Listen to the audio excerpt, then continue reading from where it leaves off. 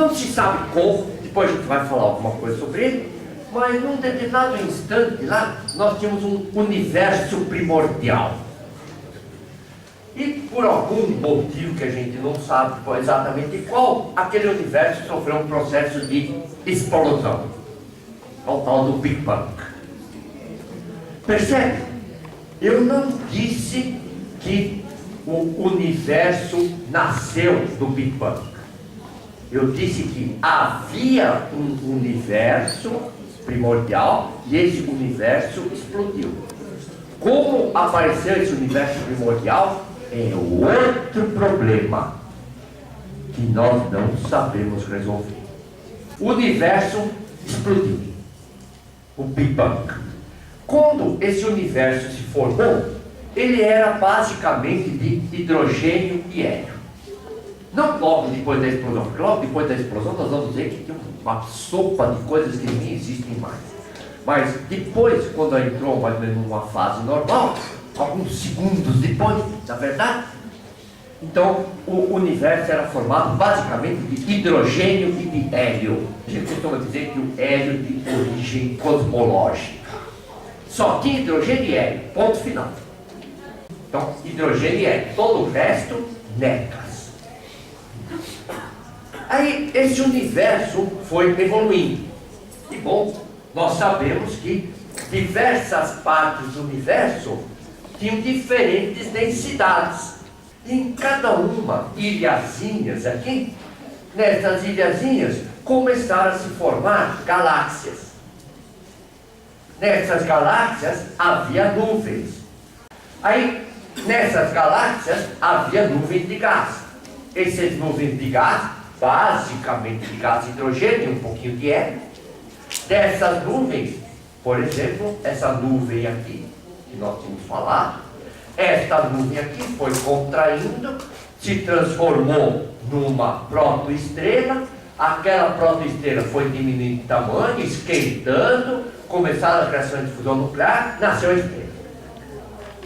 Então, por exemplo, nasceu um grupo de estrelas aqui. Só que, bom, não nasceu só aquele grupo de estrelas, nasceram vários grupos de estrelas na nossa galáxia, e uma dessas estrelas foi o Sol. E em volta do Sol apareceu a Terra, como nós já tínhamos visto. E na Terra aparecemos nós. Então essa é a história rapidinha da evolução do universo. Agora, ficou uma pequena dúvida. Big Bang, hidrogênio e hélio. No universo existem todos esses elementos químicos, sendo que no começo só tinha hidrogênio e hélio. A gente sabe que no interior das estrelas, através de reação de fusão nuclear, dá para se formar todos os elementos químicos até o ferro. Vimos que, além do ferro, os elementos químicos mais pesados só puderam ser formados durante explosões de supernovas. Nós sabemos que no Sol tem hidrogênio e no máximo dá para formar hélio. No máximo dá para formar hélio por reação de fusão nuclear no interior do Sol. No entanto, nós sabemos que no interior do Sol tem todos esses elementos químicos que estão aqui. E mais alguns. Percebe o contrassenso? Então, onde apareceram os elementos químicos pesados no Sol, se o Sol não pode gerá-los? Então, se o Sol é uma estrela peso leve e que não pode gerar elementos pesados, por exemplo, como o ferro, mas tem elemento pesado do ferro, de onde eles apareceram. Então, vamos lá. Vamos ver que o Sol é uma estrela de segunda mão. O Sol é uma estrela feita de material reciclado. Imagine que aqui estivesse a nebulosa que vai dar origem ao sistema solar. E que fosse uma nebulosa basicamente de gás de hidrogênio. Tem o hélio, mas esquece, basicamente de gás de hidrogênio. E vamos supor que aqui perto da nossa nebulosa houvesse uma nebulosa vizinha. Sendo que essa nebulosa vizinha é muito maior do que a nossa, tem muito mais massa do que a nossa, basicamente de hidrogênio. E essas duas nebulosas, por causa de atração gravitacional interna, começam a sofrer processos de contração. Só que como esta nebulosa vizinha, ela tem uma massa muito maior, os processos de contração gravitacional são muito mais drásticos. Portanto, a gravidade é maior e esta nuvem aqui contrai rapidamente para formar uma estrela super gigante, porque a massa é muito grande. E quando a estrela super gigante aqui se formou, a nossa nebulosa ainda estava em um processo de contração. E é aqui que entra então a foto que eu tinha falado para vocês guardarem.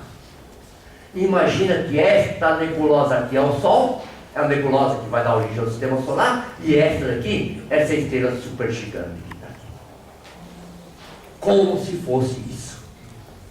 Aí, o que acontece? Bom, a nossa nebulosa continua contraindo, só que essa estrela super gigante se transforma numa supernova. Quando ela explode, lembra que todos os elementos químicos são formados durante essa explosão. E esses elementos químicos são jogados para todo lado, sendo que uma parte desses elementos químicos pesados é lançada em direção à nossa nebulosa. De tal forma que depois de algum tempo, a nossa nebulosa, originalmente só de hidrogênio, foi enriquecida com um material pesado originário da explosão daquela supernova. E é desta nebulosa, originalmente de hidrogênio, enriquecida de material pesado originário da explosão de uma supernova, é que se formou o Sol, a Terra e nós. O ser humano, ele é formado do quê? Ele é formado como matéria-prima, hidrogênio. Bom, percebe que tem água. Água é H2O. Então tem hidrogênio. Hidrogênio de origem cosmológica. Quer dizer, é aquele hidrogênio, de modo que a gente pode falar, opa, eu tenho meus 17 aninhos. Bom, você pode ter 17 aninhos, mas o hidrogênio do teu corpo tem 13,7 bilhões de anos. Digamos assim, a estrutura é nova, mas a matéria é velhinha. E além disso, além de hidrogênio, bom, no meu corpo eu tenho carbono, eu tenho sódio, eu tenho cálcio, eu tenho ferro, fósforo. De onde vieram todos esses elementos químicos pesados? Explosão de alguma supernova. De tal forma que, quando a gente diz que o homem é poeira de estrela, isso é muito mais do que um mero assunto literário, mas é realmente um fato real, um fato científico. Quer dizer, nós realmente somos poeira de estrelas. Então, daí é que vem o seguinte. Então, percebe que no meio interestelar, lá nós tínhamos aquela nebulosa de hidrogênio, por contração se formou uma estrela. Essa estrela pode ter sido uma estrela leve, pode ter sido uma estrela média, pode ter sido uma estrela pesada. Se foi uma estrela média, ela acabou morrendo como uma anã branca. No finalzinho da vida era uma anã branca que acabou morrendo como uma massa marrom. Se for uma estrela média, ela pode ter se transformado numa estrela de nêutrons. E essa estrela de nêutrons pode ter se transformado numa massa marrom. Se for uma estrela de peso médio ainda, que não fez regime, a estrela explode na forma de uma supernova. Quando essa supernova explode, às vezes a estrelinha central que sobra se transforma numa estrela de nêutrons. Vimos que quando a estrela, uma estrela pesadona, ela se transforma num buraco negro.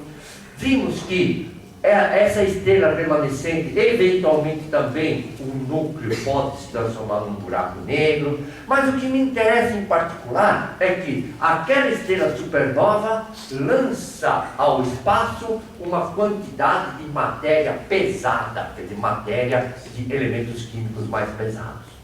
Esta matéria ejetada é jogada dentro daquele meio interestelar que no começo era rico só em hidrogênio. Então, enquanto que no início, na primeira geração, a estrela foi formada basicamente de hidrogênio, daquela nova nuvem eu vou ter uma segunda geração de estrelas. Uma geração de estrelas na qual eu já tenho elementos químicos pesados, que é o caso, por exemplo, do Sol. Quando eu tenho aqui um aglomerado, uma nebulosa aqui, eu pego esse pedacinho aqui, essas estrelas aqui são estrelas que se formaram de uma nuvem de gás, que é uma nuvem que é remanescente de uma supernova. Portanto, essas estrelas aqui são uma estrela de segunda geração. Então, imagine o seguinte: que tipo de condição tem que existir para que haja desenvolvimento de vida no sistema planetário? Bom, primeiro, nós sabemos que todos os organismos vivos exigem elementos químicos pesados. É sempre, por exemplo, carbono com hidrogênio, oxigênio com hidrogênio, ferro com alguma coisa, cálcio com alguma coisa. Então sempre tem que ter elementos químicos pesados. Quem faz biologia sabe muito bem que quando vocês pegam lá o DNA, lá naquele DNA tem nitrogênio, tem fósforo, tem oxigênio, tem cálcio, tem carbono. Então precisa de elementos químicos pesados. Então imagina que eu quero ir em algum lugar onde eventualmente nós vamos poder desenvolver uma nova comunidade fora da Terra, para poder preservar o ser humano. Adianta eu procurar ir num lugar em que é uma estrela de primeira geração? Não. Por quê? Uma estrela de primeira geração só tem hidrogênio. Hidrogênio é. Isso significa que da matéria que está em volta, da qual poderia se formar um planeta, vai se formar um planeta de hidrogênio e hélio, tipo Júpiter. Então, se eu quero chegar num lugar onde existe a possibilidade de ter material que me permita sobreviver, que me permita perpetuar a espécie, eu tenho que ir em algum lugar onde tem estrelas de pelo menos segunda geração. Porque naquelas estrelas e nos planetas que se formam em volta, já existem os materiais químicos de elementos pesados necessários para que eu possa desenvolver as formas de vida que eu conheço lá. Então, com isso, se eu tenho que procurar um lugar para ir, eu já elimino um monte de estrelas. Todas aquelas que são estrelas de primeira geração, esquece, não vou para lá. Então eu só preciso me preocupar com as estrelas de pelo menos segunda geração para frente. Então com isso eu já delimito as possibilidades de escolha das estrelas. Mas ainda assim, só na nossa galáxia tem 200 bilhões. E dessas 200 bilhões, uma boa centena é de estrelas de segunda geração. Então tem. Então é isso aqui, tá vendo? Então isso daqui é o remanescente de uma supernova, e essas estrelinhas que estão aqui são estrelas que se formaram dos gases remanescentes. Então são estrelas de segunda geração. Percebe que estou falando de segunda, mas eventualmente pode ser de terceira, né? Porque pode se formar uma supernova, explode, lança matéria pesada, forma uma nova estrela de segunda geração, pode ser uma supernova, explode, forma mais matéria ejetada, daquela matéria uma nova estrela pode se formar. Então, por exemplo, segunda geração, pelo menos. Muito bom. E a vida, como surgiu na Terra? Do ponto de vista científico, como é que a gente pode explicar? Simplesmente. Uma definição de vida, um problemão. Percebe que é muito difícil descrever uma coisa da qual a gente faz parte e da qual a gente conhece só um tipo, o nosso. Você fala, o cachorro também é uma forma de vida. É uma forma de vida. Será que a vida do cachorro é diferente da vida do homem? Então, eu só conheço um tipo de vida, pelo que me parece. Então, uma definição é a seguinte: um ser vivo é aquele que consegue, em primeiro lugar, se manter e tem que ser capaz de perpetuar a espécie. Essa é uma definição de vida que muitas vezes a gente adota. Quando a gente está falando de forma de vida, é mais ou menos isso que a gente conhece. Pode ser que existam formas de vida em alguma forma que a gente não tenha a mínima ideia do que seja. Percebe? Nós imaginamos vida como a gente conhece. Sei lá, pode ter vida numa forma energética, sei lá. Então, percebe que vida a gente não tem ideia de outro tipo, porque a gente ainda não consegue nem sequer imaginar que outro tipo possa existir. E aí é que está a dificuldade. Todas as formas de vida que a gente conhece na Terra são compostas por aqueles mesmos tijolinhos básicos, que são os aminoácidos, os nucleotídeos e o DNA. Nós somos capazes, e essa é uma experiência feita pelo Wheeler em 1957, ele tentou, a partir de matéria inorgânica, gerar matéria orgânica. Matéria orgânica, não vida. Vida é outra coisa, um detalhezinho adicional. Então, o que ele conseguiu fazer o seguinte: num recipiente aqui, ele colocou todos os materiais, todos os elementos químicos que a gente imagina que existiam na superfície da Terra na época da formação da Terra. Então colocou lá hidrogênio, carbono, NH3, H2O, colocou tudo lá. Tudo isso que está aqui é matéria inorgânica. É considerada matéria inorgânica. Fechou. Começou a esquentar e fez incidir raio-x e ultravioleta. Por quê? Bom, esquentar porque a Terra era muito quente ainda naquela época. Segundo lugar, raio-x e ultravioleta, porque como a atmosfera da Terra ainda não existia, basicamente, ou existia muito pouco, a incidência de raio-x e ultravioleta era muito grande, muito maior do que atualmente. E apareceram então as matérias que a gente considera hoje como matérias orgânicas. Então, as proteínas, os açúcares, aminoácidos, nucleotídeos, quer dizer, tudo isso daqui apareceu, se formou aqui dentro a partir de matéria inorgânica. Com isso, ele conseguiu provar, se a gente aceitar essa conclusão, que na Terra, no passado, a partir de matéria totalmente inorgânica, foi possível naturalmente formar substâncias orgânicas. E aí então vem uma coisa. Os vírus.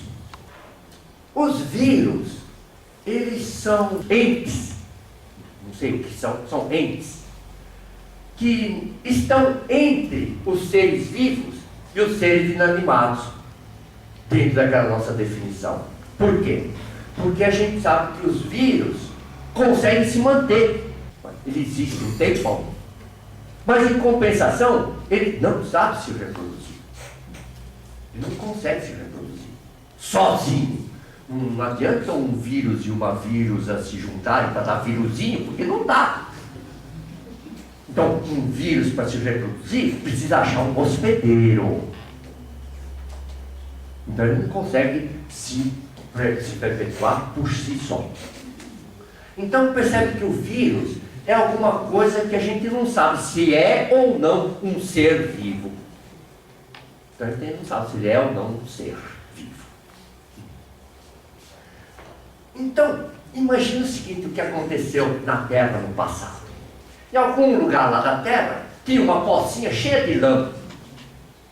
E naquela pocinha tinha água na forma líquida, tinha oxigênio, carbono, cálcio, ferro, nitrogênio, tinha lá um monte de coisa que nós sabemos ser importante para a formação de elementos orgânicos. Estava quente, a Terra era quente, e vinha vindo raio-x e ultravioleta. Como essas substâncias estavam na água, e a água estava na forma líquida, essa substância puderam se movimentar e puderam ir formando compostos orgânicos. Ou seja, essas substâncias foram se organizando, formando compostos orgânicos. E aqui é que vem a parte importante da necessidade da existência de água líquida para a formação de vida. Porque percebe que, imagine que eu tivesse aqui, não água líquida, mas gelo. E dentro do gelo eu tenho aqui um pedaço de oxigênio, carbono, coisa assim. Bom, tudo bem, eles estão lá. Mas eles não vão poder se mexer, não vão poder se movimentar para se encontrar e se organizar em substâncias mais complexas. É por isso então que precisa ter água na forma líquida. Então, imagine então, essas substâncias aqui, esses elementos químicos se movimentaram, se juntaram, se organizaram e deram compostos orgânicos. Aqueles que nós já vimos. Esses compostos orgânicos foram se juntando e deram os chamados biopolímeros. Então, moléculas de cadeias muito compridas. E aí apareceram os seres unicelulares. Mas agora já são seres vivos. E daí, então, desenvolveu o resto dos seres vivos. Probleminha. Daqui até aqui, tudo bem, a gente sabe fazer no laboratório. Só está faltando achar um elo, que costuma ser chamado de protobionte, que seria aquilo que vai entre um corpo orgânico, mas sem vida, até um corpo com vida, um ser com vida. Então, por enquanto, protobiontes a gente não consegue fazer. Estou falando por enquanto, pode até ser que depois a gente consiga. Mas é esse protobionte aqui que em laboratório, por enquanto, negas. Então, se isto que nós descrevemos aqui for verdade, aparentemente parece ser, o que é vida? Vida é uma feliz coincidência de características físicas, propriedades físicas e químicas num determinado lugar, num determinado instante. E que por causa dessa sequência de coisas aí, vida é o resultado natural de qualquer evolução de um sistema. Porque, bom, se funciona na Terra, porque não funciona em qualquer outro lugar. Qualquer outro lugar que tivesse as mesmas condições, deve dar os mesmos resultados. A pergunta que se faz é assim: mas será que nós aqui na Terra somos originários da Terra mesmo? Alguns acham que aquela sequência toda lá que nós descrevemos, existem diversos passos, e cada um dos passos que nós descrevemos lá é um passo de pequena probabilidade de acontecer. Isso significa que a sequência toda é de muito pequena probabilidade de acontecer. Então, o que a gente poderia imaginar? Bom, se eu comprar uma loteria de um bilhete de loteria, é claro que a minha probabilidade de ganhar é pequena. Se eu comprar 20 bilhetes, já melhora um pouco. Se eu comprar 1000 bilhetes, melhora mais ainda a probabilidade. Então, quanto maior for a massa de bilhetes que eu tiver disponível, tanto maior é a probabilidade de acontecer aquilo que eu quero. Sair o bilhete que eu tenho. Então, a ideia é que, já que essa sequência, cada passo é de pequena probabilidade, e a sequência toda é de muito pequena probabilidade, para aumentar a chance, eu preciso aumentar a quantidade de matéria existente. Ou seja, a quantidade de matéria existente na Terra é muito pequena, segundo eles, essa quantidade de matéria existente na Terra seria muito pequena para que aquela probabilidade tivesse sucesso. Ué, se a massa existente na Terra é muito pequena, onde que eu vou procurar lugar onde aquela probabilidade seja razoável de acontecer? No meio interestelar. no meio interestelar, nós sabemos hoje da existência de um monte de moléculas complexas. Então, por exemplo, todas aquelas moléculas complexas que são fundamentais para a formação de células, para a formação do DNA, para a formação então de vida, todas essas moléculas são encontradas no meio interestelar. Como a massa desse meio interestelar é muito grande, eu tenho mais bilhetes de loteria para aumentar minha chance de ganhar.